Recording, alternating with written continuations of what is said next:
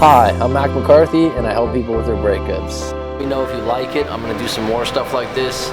If you are going through a breakup right now, go ahead and visit writemac.com, WRITEMAC.com. Send your story, and I can give you my take on that. Otherwise, have a good one. Hi, I'm Mac McCarthy, and I help people with their breakups. And today we have another breakup story that was sent in to writemac.com. If you want to send in your story to writemac.com, WRITEMAC, go ahead and do it. Or if you'd like to book a live coaching session and get my advice in a FaceTime or Skype video, fully unpack your story, we can do that also. Commercial over.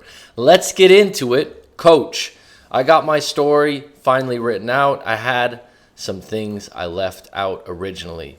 Well, it's always good to be as honest as possible and detailed as possible in your story, because a lot of times you leave things out when you're talking to family, friends, and colleagues because you're a little embarrassed. There might be some shame. Your friends, family, and colleagues don't need to know everything. You're around them regularly. This is your opportunity to be anonymous, to be forthright, and let everything out. So I have to admit, I held back some original info. My ex and I were together for 2.5 years. I'm 22 and he's 23. We were first loves. It's a special relationship until it was a special relationship. It was a special relationship. Make sure you edit this before you send it in. It was a special relationship until a few months ago. We met online, had a pizza and movie date, then ice cream, then a kiss goodnight. Sounds like the 80s. It was really a storybook relationship. We immediately clicked because both our dads are career military and our moms are very similar too. I think this played a role in our connection. Originally, we were still living at our family homes about 20 minutes away from each other. So you got a lot of things lined up, right? The idea that your parents line up is extremely beneficial to the longevity of your relationship. It means you can understand where each other is coming from. You probably have similar values and morals. And the fact that your parents line up pretty well while you still live at home is good. But here's the thing. You're in your 20s. What happens when you move out and shit changes? Because it's going to change. Things are going to change really quickly when you move out. I think you're going to go away to school or get a new job. And so that's good now, but it's probably going to be an interesting twist. Our families became close quickly, as mentioned. There were some immediate things in common. We even held Thanksgiving together, and my family would go to his house for Christmas Day. I guess it's almost like we were married. We both had part-time jobs, and we were in school. I'm in nursing school, and he's training to be a paramedic, and now to be a fireman. Wow, that would line up good, a nurse with a fireman. Again, your morals and your values of your job, it's important to line those things up. And I would add, if I'm correct, nurses and firemen get a lot of block time off where they'll go 3 or 4 days and then 3 or 4 days off. So that would be highly beneficial for vacations. About 6 months ago, I got into nursing school. I went to go, and now I got into the nursing school I want to go to, and now we'll have to live on campus, which is a few hours away. His schooling has also got more intense, and it looks like he'll be moving soon to go to a training program to fight wildfires, which is out of state. So both of you are on your purpose. Both of you are doing things for your future. Good for you, right? These are things that probably are going to sacrifice how close you were in the relationship. And this is what happens.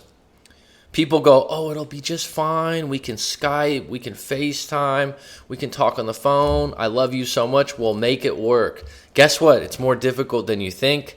Someone gets insecure. Someone meets someone else. Especially if both of you are in your early 20s, you're in good shape, you're in environments where you might meet someone else, you're lonely. All right, the list goes on. People are going, wow, you're being really negative. I'm being real. Okay? And one person might be more loyal and upstanding than the other, but here's what gets lost. It depends on your environment that you're moving into.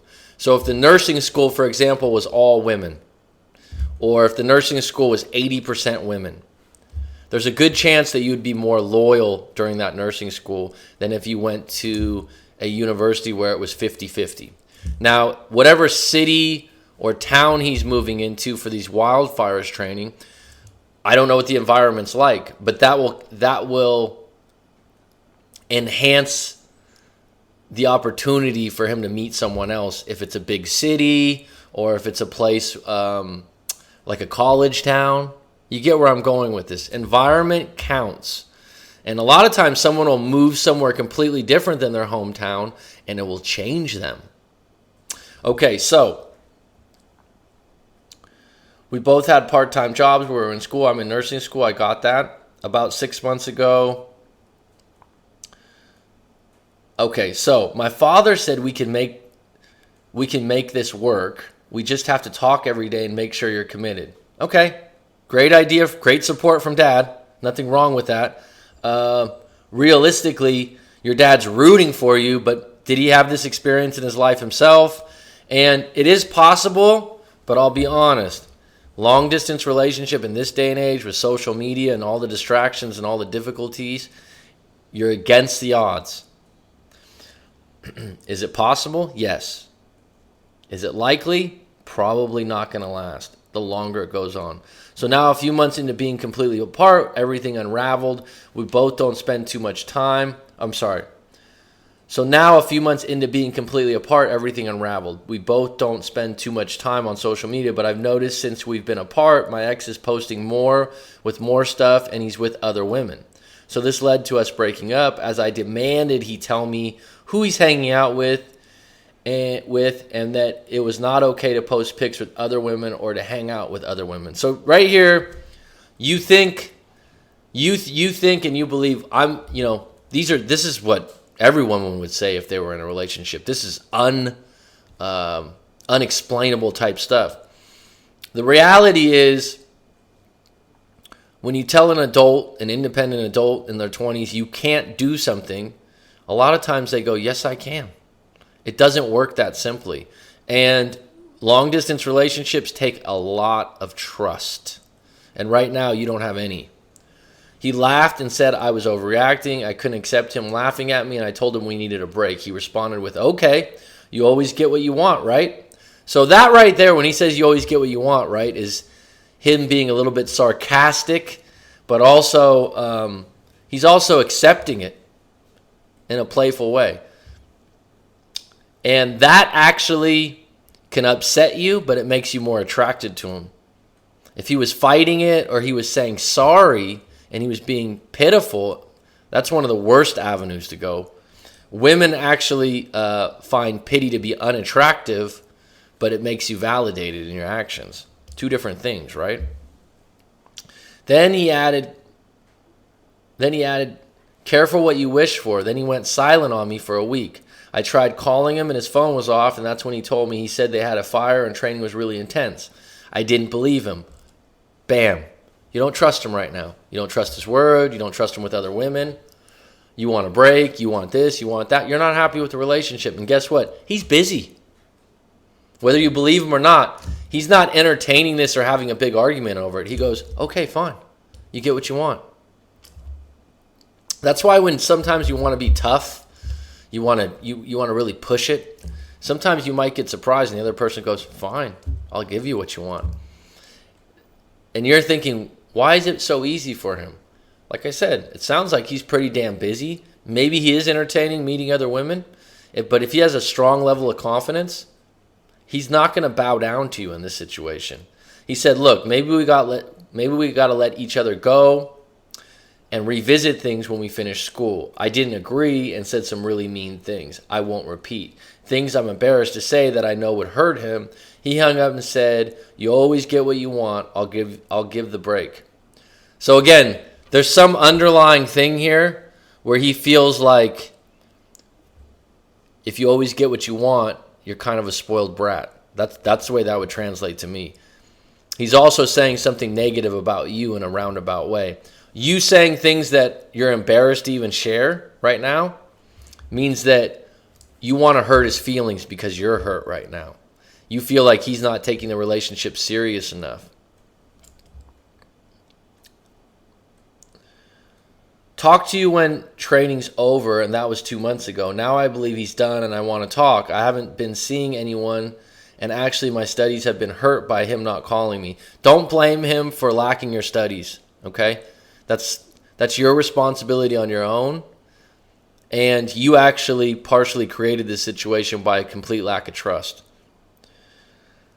I want to reach out, but I've heard through a mutual friend that he's actually seeing someone new, and I know this woman. We were actually friends in grade school and just lost touch. She's not a good person. Says who? You? I'll believe you, but I'll admit she's got a good body. So I went into her IG page, and they actually have some pics together at a friend's barbecue. I was crushed. I want to confront him, and I want to know, didn't you say we'd talk when you got back? Okay, so whenever you take a break, a lot of times a break leads to a breakup. Someone that wants the break or accepts the break might be in a really good position to pivot into a new relationship or talk to someone new. When you're early 20s, mid-20s, late 20s, you're more likely to do this smoother. Now, secondly, you had an idea of what the break was. He had a different idea. He also had a right to maybe see what else is out there. People don't discuss the rules of the break. But then when shit like this happens, they go, oh, why did you do that? You didn't tell me. Right now, you calling him up and saying, I know you're talking to someone else. It's not attractive. It's not going to get him back. It's going to make him feel guilty and shameful at best. And so what's your intention? What do you really want from this?